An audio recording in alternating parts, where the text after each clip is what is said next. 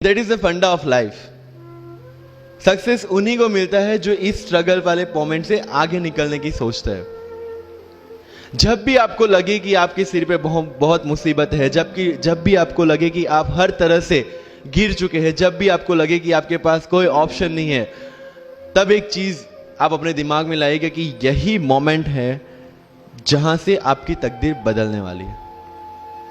क्योंकि डायमंड जो होता है वो जितना ज्यादा घिसता है उतनी ज्यादा उसकी वैल्यू होती है। सोना जो होता है वो जितना ज्यादा तपता है उतनी उसकी वैल्यू होती है। अगर आप जिंदगी में तप रहे हैं, अगर आप जिंदगी में घिस रहे हैं, अगर आपको लग रहा है कि आप हर तरह से मुसीबतों में गिरे हुए हैं, तभी आपकी जो वैल्यू है वो बढ़ने वाली है।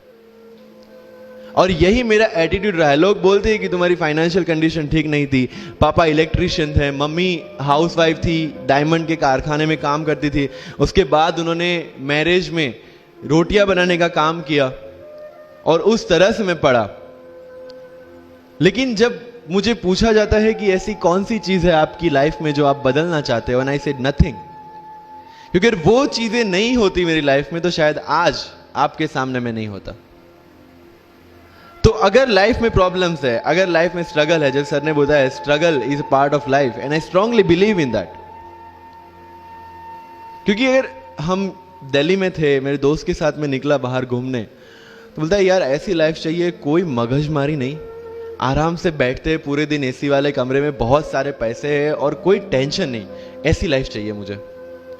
मेरे पास ऑप्शन है। बोलता क्या? बोला देख सामने एटीएम का रूम दिख रहा है, एसी वाला कमरा है, बहुत सारे पैसे, कोई मगजमारी नहीं, जॉब ले ले। क्यों आईएएस आईपीएस में दिमाग खराब कर रहा है? अगर स्ट्रगल नहीं चाहिए तो you have to compromise with that life. जब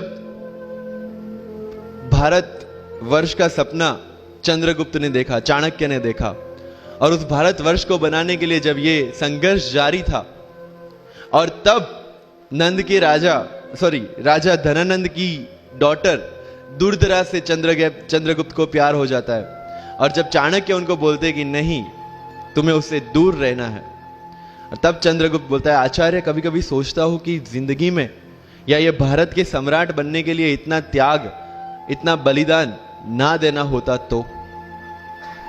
और तब चाणक्य रिप्लाई करते हैं तो हर कोई भारत का सम्राट होता। This is the fundamental rule of life. अगर आईएएस बनने के लिए, आईपीएस बनने के लिए सैक्रिफाइस करना नहीं पड़ेगा, अगर उसके लिए आपको त्याग नहीं करना पड़ेगा, तो आज पूरे इंडिया में हर घर में आपको आईएएस आईपीएस मिल जाएंगे। So when you are entering into this game of UPSC और MPSC, make sure that you have to sacrifice anything which will take you to your goal. लेकिन प्रॉब्लम यह है कि हमें टेंशन होती है यार, दोस्त की एंगेजमेंट है, उसकी बर्थडे पार्टी है, उसकी शादी है, अटेंड नहीं करूंगा तो बोलेगा मैं तेरी शादी में नहीं आऊंगा, एंड ऑल। लेकिन बिलीव मी, जब आप आईएएस बन जाओगे, वो सामने से याद दिलाएगा भाई इनविटेशन कार्ड नहीं भेजा तूने। समझ रहे हो? तो जो कुछ भी इसके लिए सेक्रीफाइस कर रहे हो, वो जब आप उस पोस्ट पे पहुंचोगे, सब कुछ वर्थ है, सब कुछ।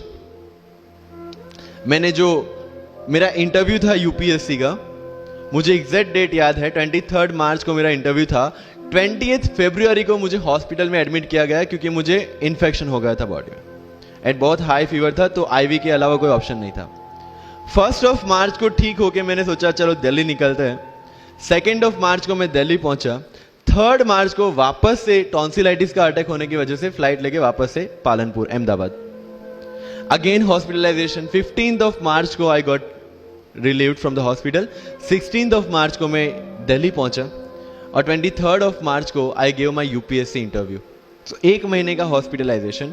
उसके बाद जब दिमाग में ये था कि मेरे साथ जो लोग इंटरव्यू दे रहे हैं वो 1 महीने से प्रिपरेशन कर रहे हैं, एंड 1 महीने से मैं हॉस्पिटल में था, again I thought this is the moment to prove your self. I went to the interview, और पूरे इंडिया में 2nd highest marks in interview. This is not to say कि मैंने कितना अचीवमेंट लिया, this is just to say UPSC is all about this. मैंने कोई preparation नहीं की थी यूपीएससी के लिए, इंटरव्यू के लिए, but again I scored good marks in interview, because UPSC सिर्फ आपका नॉलेज चेक नहीं करता, make it very clear in your mind. जैसे सर ने बोला, it's a game of wisdom. आपको पहले ऑफिसर बनना पड़ेगा यहां से। यूपीएससी का काम तो सिर्फ थप्पा लगाना है कि हाँ ये ऑफिसर बन गया। जितने भी आईएएस आईपीएस ऑफिसर्स को आप मिलोगे, you will realize this thing कि ऑफिसर वाली क्वालिटीज इसमें पहले से है। आप जब प्रिपरेशन स्टार्ट करते हैं तभी से समझ लीजिए कि आपकी आईएएस और आईपीएस की ट्रेनिंग भी स्टार्ट हो गई। बिकॉज जो क्वालिटीज आपको चाहिए as an officer, as an IAS, as an IPS, क्या क्वालिटीज चाहिए? फर्स्ट ऑफ ऑल कॉन्फिडेंस, कि जब आप उस सीट पे बैठते हैं आपके सामने कोई भी क्वेश्चन आएगा, you will be able to handle the issue. ये कॉन्फिडेंस लेके आपको उस सीट पे बैठना है। यही कॉन्फिडेंस चाहिए when you start the preparation. Decision making, अगर हर एक टॉपिक पे आप हर एक कोई को पूछने जाते हैं भाई इसमें कौन सी बुक पढूं, इसमें क्या पढूं, इसमें क्या करूं, then you are not suitable for this exam. लोग बोलते हैं कि एक साल में प्रिपरेशन, जैसे मैंने जून 2016 में मैं दिल्ली गया और जून 2017 में मैं अपियर हुआ and I clear UPSC and GPSC. People से कि सर एक साल की मेहनत में आपने एग्जाम क्लियर कर दिया। यस, टेबल और चेयर पे बैठ के करने वाली मेहनत एक साल की थी, लेकिन उसके पीछे की मेंटल प्रिपरेशन कितनी पुरानी थी। जब मैं प्राइमरी स्कूल में था तब सोचा था कि आईएएस बनना है, और तब से मेरी जो जर्नी है, तब से मेरा जो टेम्परामेंट है, तब से मेरा जो एटीट्यूड है, वो इसी डायरेक्शन में था। जब कॉलेज में था तब मैंने एनजीओ स्टार्ट किया। 3 एनजीओ से मैं जुड़ा था। जब लोग सोशल मीडिया, व्हाट्सएप और फेसबुक पे बिजी थे, मैं वहां स्लम में जाके बच्चों को पढ़ा रहा था। क्यों? क्योंकि मुझे पता था कि फ्यूचर में यही काम करना है, क्यों ना अभी से उसकी ट्रेनिंग ले लो। So I have invested my each and every moment for this goal. Because जो पर्सनालिटी टेस्ट लास्ट में यूपीएससी लेता है, इंटरव्यू नहीं है वो, we consider it as interrogation. Interview को इंट्रोगेशन लेके चलते हैं, वहां पे पूछताछ होगी नहीं।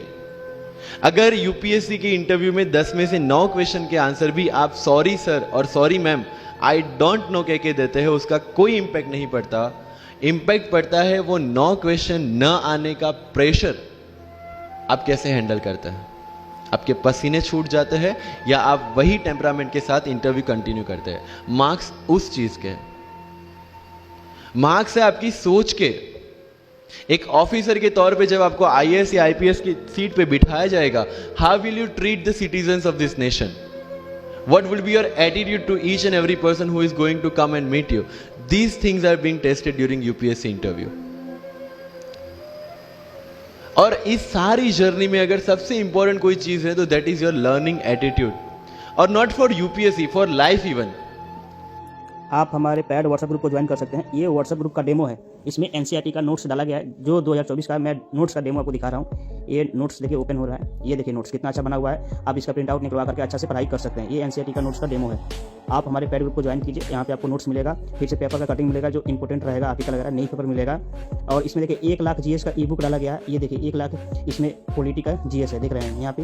बहुत अच्छा है ये किताब, आपको जरूर ग्रुप को ज्वाइन करना चाहिए। इसमें साथ में हर चीज़ का अपडेट दिया जाता है। इसमें पेपर का कटिंग का जो इंपॉर्टेंट रहता है वो भी डाला जाता है, आप यहाँ पे देख सकते हैं। ये हमारे पैड ग्रुप का जो है, इसमें क्या डाला गया है ये आपको दिखाया जा रहा है, ये आप अच्छा से देख सकते हैं। साथ में और भी आपको चीज़ें यहाँ पे देखिए, एनसीईआरटी का टोटल इंग्लिश में एनसीईआरटी का नोट्स यहाँ पे डाला गया है, आप अच्छा से देख सकते हैं। और यहाँ पे परीक्षा परिहार का जो इंपॉर्टेंट रहता है, उन लोगों का जो भी नोट्स रहता है वो यहाँ पे डाला जाता है। देखिए बहुत अच्छा इन लोग नोट्स बनाते हैं, परीक्षा परिहार बहुत अच्छा, इनका नोट्स बहुत इंपॉर्टेंट रहता है। परीक्षा में बार बार पूछा जाता है इनके नोट्स से क्वेश्चन।